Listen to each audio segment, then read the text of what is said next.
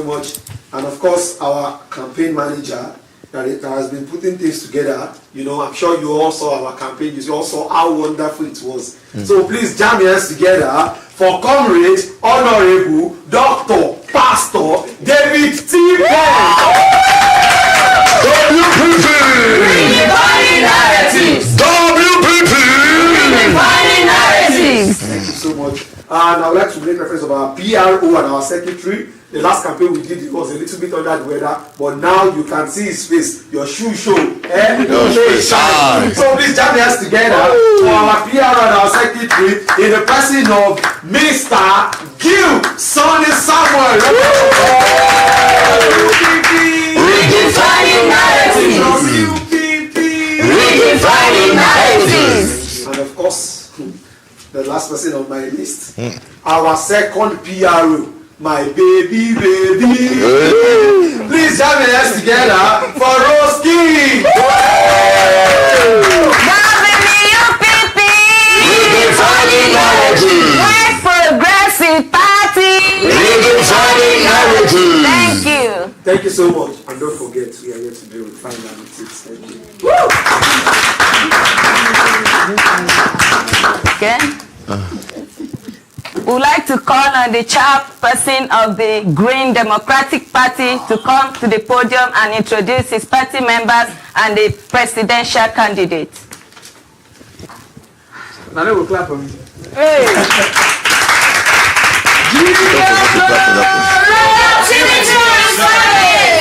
Doesn't that sound so good? Yeah, so.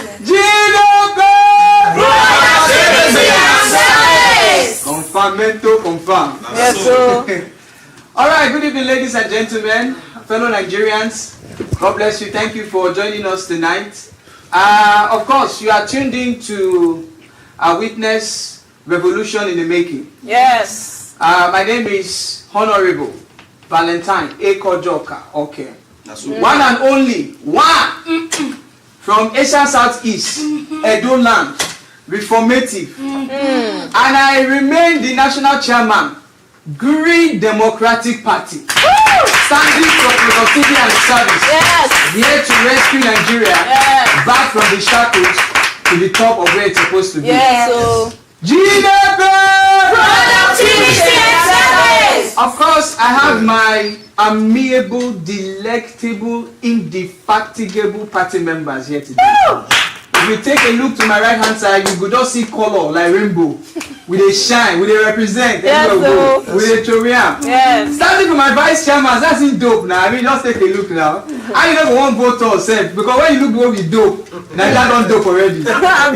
Correct. So my vice chairman, the president of Honorable Solomon Wilfred.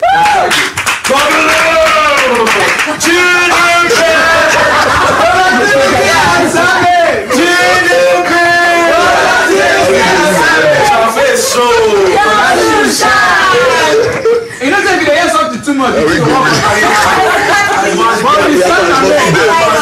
GDP to the people, GDP to the world. Nothing to shake us. We continue. If you check well, you will see my honorable chairman. This guy, this man, don't revolutionize Nigeria, don't walk around. If you see the way our campaign tick reach, it is because of this supreme individual covering the length and breadth of Nigeria. I beg you, no can I help me celebrate my one and only Oga at the top, our campaign manager, the person of Anthony Greatness Nwaji.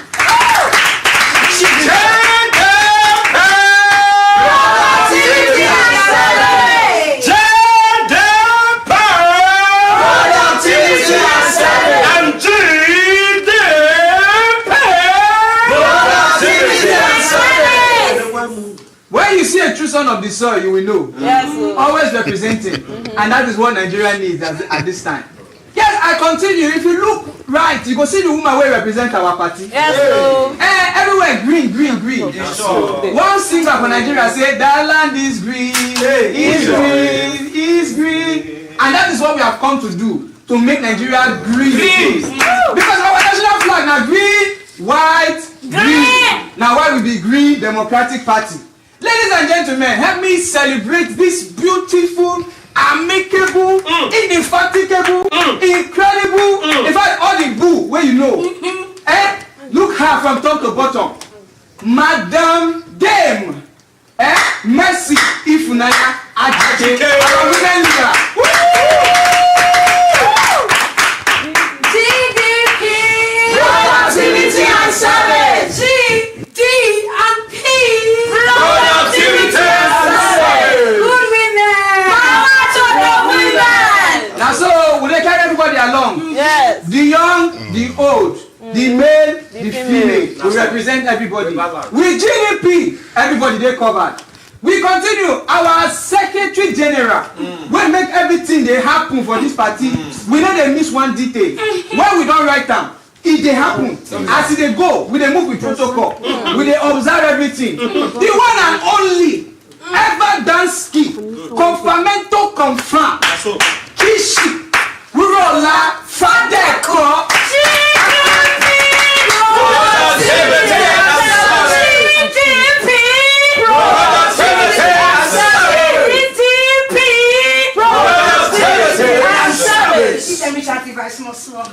Now so we cover Nigeria from top to bottom.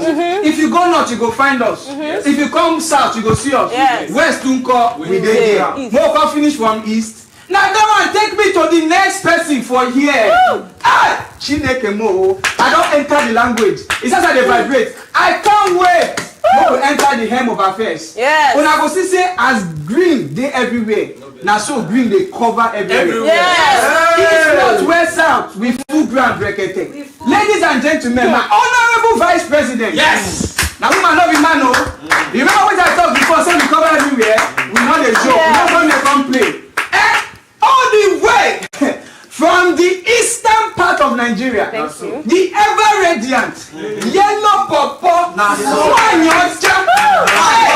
ladies and gentlemen, honorable Blessing Amarachi Okomadu. Green Democratic Party.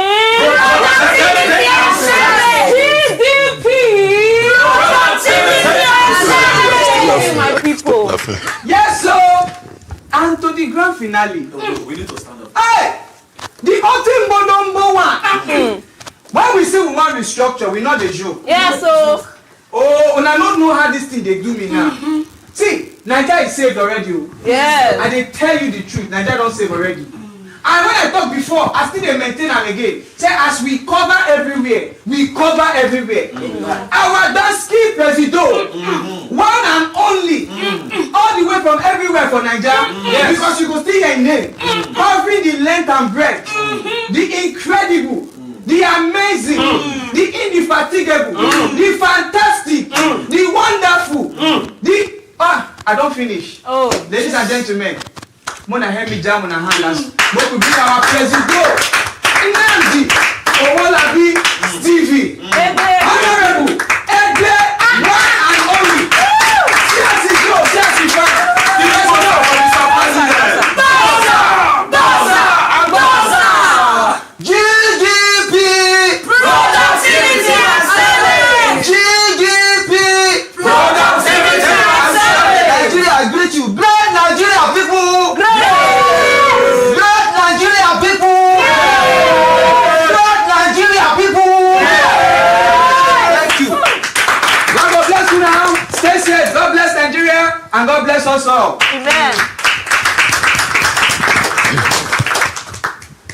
Thank you. So I would like to invite both presidential parties candidates to the podium. The presidential candidate for the Green Democratic Party, the person of Nnamdi Steve Ede.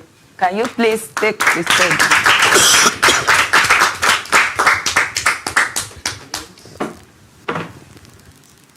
The presidential candidate for the White Progressive Party, Mrs. Eunice Sambo, can you please step on the podium?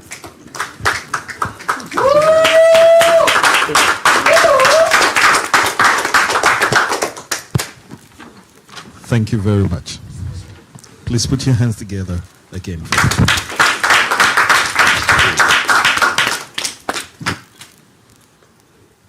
Before we take the questions, each presidential candidate is given 60 seconds to say something nice about his or her opponent tonight. Let's set a new precedent in political activities in this country. So pick out something nice, a good quality about your opponent. If it does exist, fine. If it doesn't exist, create one. Thank you. Well, thank you very much, sir. Well, in this regard, I wouldn't even hesitate because my fellow candidate who is vying for this position is a beloved friend. Please, can you let me celebrate her? Well, she has some certain scintillating features that makes her highly admirable, honestly. Highly admirable. And I must confess that she's a wonderful personality with certain beautiful idiosyncrasies, which I also believe. But on this particular adventure, this political adventure, I hope it turns out well for us as a party.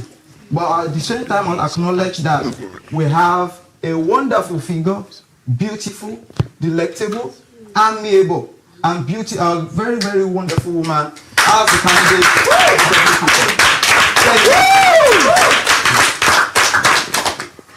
Thank you very much for this opportunity. I would like to say that the candidate for the GDP is a very good friend of mine. Only that we are on the opposing party this time around. But notwithstanding, he is somebody who I say is a very versatile person, very intellectual, and those are some of the qualities I look out for in the presidential candidate of GDP. And I look out for a good outing with you. Thank you very much. Ladies and gentlemen, few seconds from now, the battle begins. It is a battle of intellectual prowess. It will be a battle of perspectives. It will be a battle of hybrid opinion. These conversations can shape the cultural landscape of 200 million people. Choose your words carefully. Your remaining in this house can depend on it. A half-empty house abounds. Let the battle begin. Good evening, everyone. Good evening. Listen to the question attentively. First, what personal virtue do you have that can further inspire Nigerian youths towards unity, peace, and fervency in actualizing the Nigerian dream? I repeat myself. What personal virtue do you have that can further inspire young Nigerians towards unity, peace, and fervency in actualizing the Nigerian dream? Let the lady begin. 3 minutes. Let the lady candidate begin. All right, thank you very much for this question and this opportunity. The question is, what personal virtue do I have? One of the personal virtues I have is kindness. And I believe that kindness is needed in every sphere and spectrum of life. Why do I say that? By the time we Nigerian youth decide to see each other with kindness and decide to take each other as brothers, not enemies, we're not fighting. There is unity in diversity. Because we have different tribes, languages, and what have you, doesn't make the next person less of a person than you are. Exactly. I come back to the statement. There is unity in diversity. When you decide to look at your fellow Nigerian as a human first, not regardless of the religion, regardless of the tribe, regardless of sentiment or what have you, it will foster unity and peace among you. Oh, yes. We are first humans, before we are called Nigerian. We are first humans before we are called Christians or Muslims. We are first humans before we are called Igbo, Yoruba, Hausa, or any other tribe in this country. So if you have that at the back of your mind, you treat another Nigerian like a human, not based on their tribe, not based on their religion, not based on sentiment, not based on region. Thank you very much.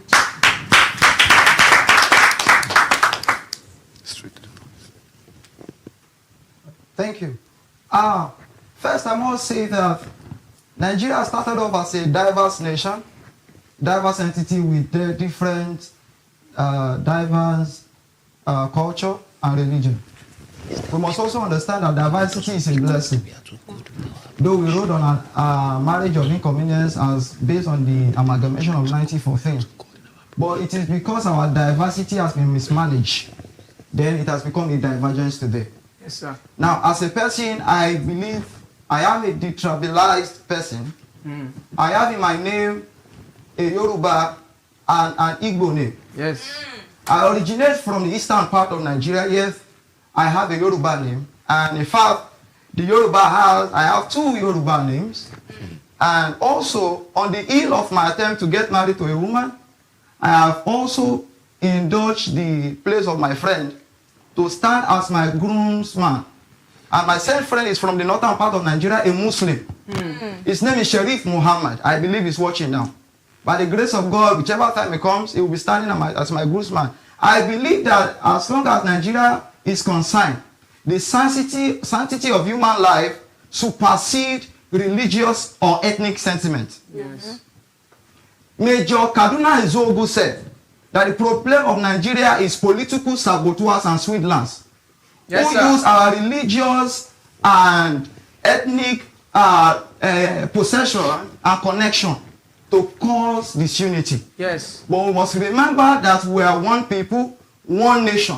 We are Nigerians. And the bond between us is that we have a nation to dynamite into greatness. Yes, so by reason of this virtue, and by reason of the fact that I have a claim to the fact that Nigeria can stand as a nation and dynamite its way into greatness, we will certainly achieve the dream if we work together. Yes, Thank you very much.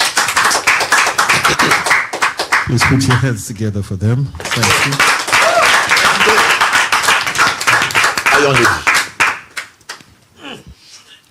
Secondly, as brain drain is on the rise, cheap labor is now hot cake on global demand. In what ways, if elected, can your government boost human capacity such that will help level the gap in market polarization? I come again. As brain drain is on the rise, cheap labor is now hot cake on global demand. In what ways, if elected, can your government boost human capacity such that will help level the gap in market polarization? Thank you. The gentleman can begin answering that question. Now, to establish the point on what brain drain implies, brain drain simply implies the process of migration of human skilled labor from their place or nation or place of national belonging to somewhere else to find greener pasture. Yes. Now, in the context of Nigeria, we have realized that a number of young, skilled, and highly proficient Nigerians have kept on finding a way to leave the country in order to find ends meet, in order to find a way to establish and find their lives. Now, in that regard, what we intend doing is to first deal with the place of employment, unemployment, and underemployment. There is a scarcity of employment in Nigeria, which has often compelled young people to find a means to go abroad in order to find a means of living. Yes, sir. I mean, painfully, excruciatingly so to say, that we have many of our medical officials, medical practitioners, going outside the country in order to find places to work. Funny enough, when our leaders here in the country move outside the country for medical treatment and checkup, they still find themselves on the bed of these same Nigerians. Yes, sir. Yes. So what we intend doing is to have a way of creating enabling environment for skilled and potentials to thrive. Yes, sir. Yes. We create an enabling environment for them to establish themselves. Yes. I remember my time as a telecommunication official in a telecommunication company. In my administrative duty, I realized that our company could not even meet a profit margin in a year. Not a profit to gain. This implies that most companies in Nigeria are struggling to survive, having deep breath. So our target is to ensure to create a business environment with good and not stiff regulatory stipulation, not imposing strict conditions. But at the same time, we also find a way to regulate their actions. Yes, sir. Meanwhile, we give them access to credit and loans, and also check back mechanisms to see that their businesses can thrive. Yes. This enabling business environment is causing a disincentive to foreign investment. Yes, sir. We are talking about foreign investment. The vice presidential candidate, it was quite laughable because he talked about foreign investment, and I question, we have an environment that serves as disincentive to a foreign investment. Yes, yes, sir. So how do we deal with it? We create an enabling environment, create nice regulations, increasing remuneration and social packages. Yes, sir. For people who are working. You can't give a man what he can. You want to give a man just little to deliver more. You're giving him little to deliver much, it can't work. We have to increase their remuneration and social packages. We have doctors, professionals who are earning as low as 30,000 in this nation. Yes, sir. That is totally disheartening. We will integrate brains to relative sectors in the economy. Yes, sir. They are highly brilliant Nigerians. Yes, yes, yes, sir. Brilliant Nigerians. Yes. Intellectuals who we can mobilize their skillful energy in helping this nation to thrive. Yes. China as a nation, what does it do? It sends its citizens outside the country. Thank you very much. Your time is up. Lady, your time starts now. Remember, 3 minutes. All right, thank you very much. I believe that brain drain crisis is circumstances or issues that affect the mental health of an individual. Issues beyond human control, which are natural disaster and what have you. In Nigeria, let's go back as far as 2020. We had a lot of issues with businesses as a result of COVID-19, which caused a lot of mental issues to Nigerians, business owners, people who are in the work sphere and what have you. People run away from these things because they are ashamed of coming out to seek for attention. We have to let Nigerians know the fact that, one, that you are in a state of brain drain or you have a mental challenge does not mean you should be stigmatized. It is not a point of stigmatization at all. Your business is parked and crumbled. What you need to do is to seek for help outside. That's right. Another thing we intend to do is proper awareness against mental health stigmatization. Funding facilities that help in treating mental health patients. If possible, building facilities, hospitals that deal mostly on mental health care. Another thing as a party that we intend to do is bringing up a policy with the help of the legislative and judiciary to enforce its employment of therapists on every company and workplace. The last thing as a party that we intend to do as regards brain drain is proper training of health personnel that is strictly focused on mental health. My counterpart, the presidential aspirant of GDP, stated that the vice president said something about foreign investments. But if we recall back to what he said we are going to make this environment serene. If our mental health is intact, we would function well in the business organization. Yes. If our mental health is intact, even in the workspace, we would function well. So as a party, we are out to make sure that people's mental health is intact, even in this country. Thank you very much.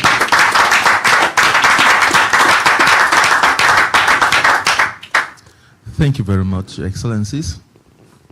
Next question. The continuous conflict between herders and farmers in the last few years have dealt a mighty blow on our food production, distribution, and supply chain across the country.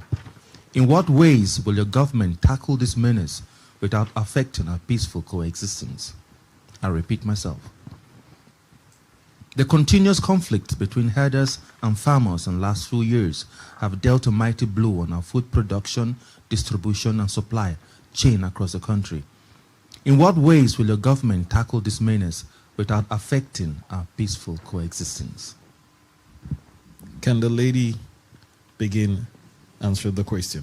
3 minutes. All right. Thank you very much. The former president of the United States, Jimmy Carter, stated in 1977 that a nation cannot exist when a peaceful nation cannot exist when 1/3 of the nation is hungry and 2/3 do not have what to eat. Thank you. This brings me to the fact that conflicts and what have you starts from the fact that many Nigerians are hungry. Yes. Many Nigerians do not have what to eat. Insecurity, as a word itself, is not something that is coincidental. It is foiled. It is a foiled weapon against poverty. Sorry, it is a foiled weapon that is used to foil poverty. We must understand the fact that when people are satisfied, what I mean is their bellies. When people are satisfied, they do not have the reasons to come out and fight each other. That's right. What we intend to do as a party is we intend to maximize the human capital development. Oh, yes. There are so many talents in this country. There are so many underused talents in this country. It is ironic that a country like Nigeria, with so much human natural resources, languages, and poverty, because we have a high rate of people who do not have anything to do, they would rather subscribe to the threat of people in the power to help them foster insecurity. That's right. As a party, we intend to create a structure for awareness sake to educate Nigerians on the need to delve into farming. We're going to be using agriculture as one of the stem for unification of Nigerians. Oh, yes. The structure will be called Mega Farm City. It will be a community where majorly farmers is inculcated. This is where every farming activity will happen. Mega Farm City will also have farmhouses to store food. It will be owned and run by the government. This is to reduce the fact that people would say, okay, I don't have materials to farm, I don't have this to farm. It will reduce that drastically. That's right. This will also generate more revenue, creating more jobs for Nigerian youth. Oh, yes. This will mean combing lack of unemployment on the street and reducing insecurity to a large extent. Thank you very much.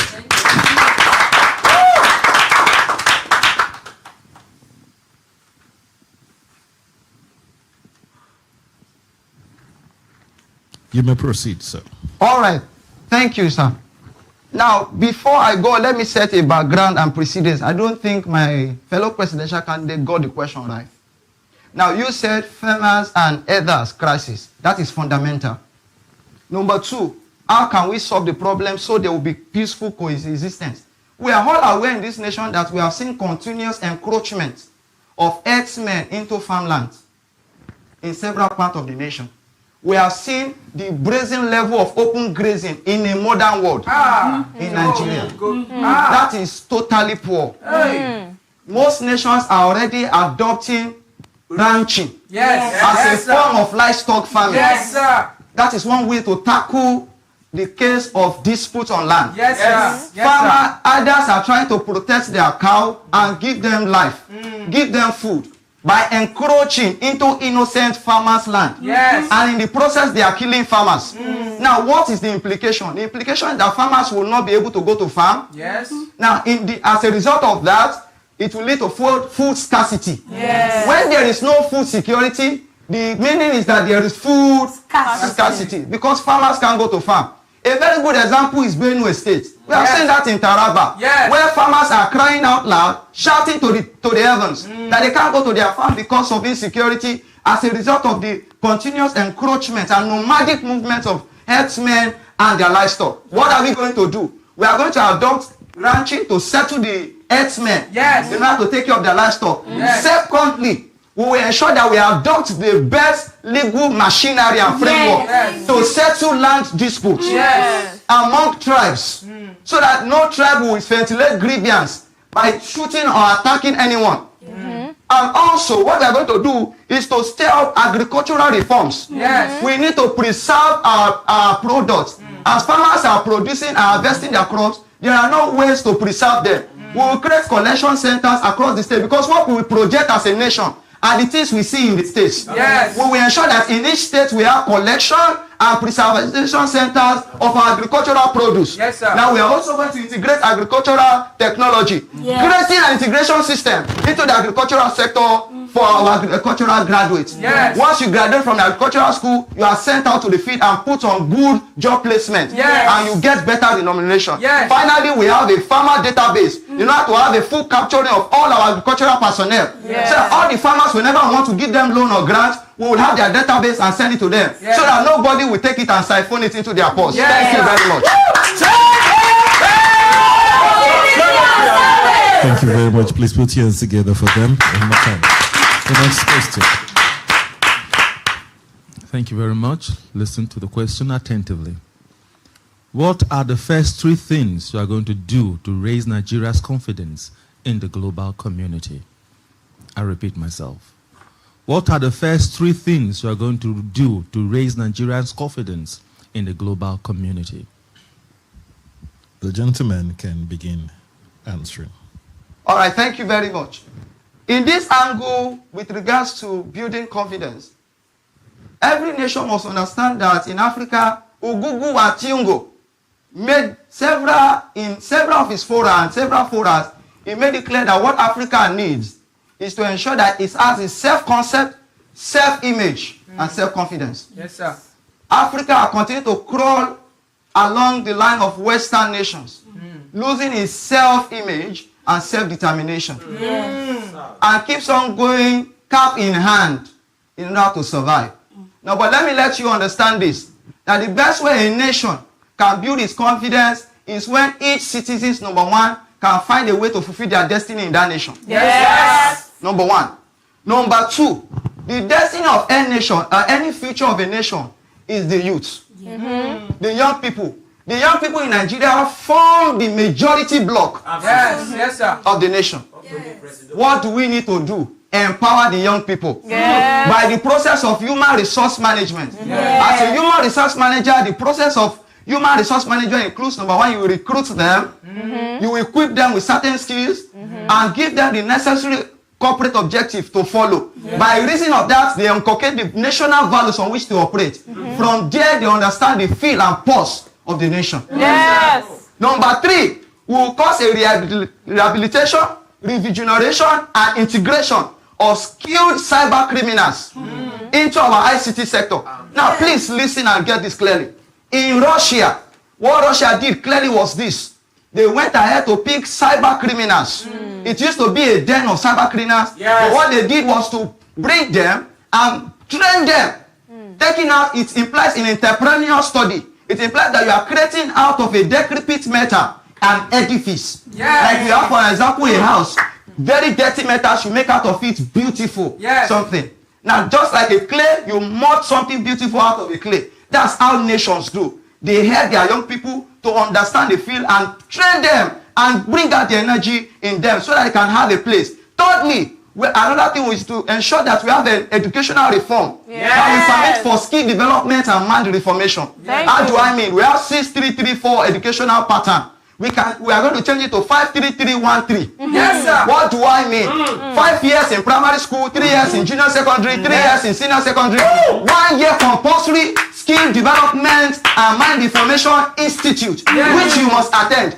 There you are going to get whether digital skill, skill, vocational skill, or whatever modern skill. From there, if you choose to go to the university further, you spend just 3 years instead of the 4 years. You are not an ancestor. You don't need, most nations spend 3 years in school. And as they are studying, they will take professional certification programs in the same process. You pick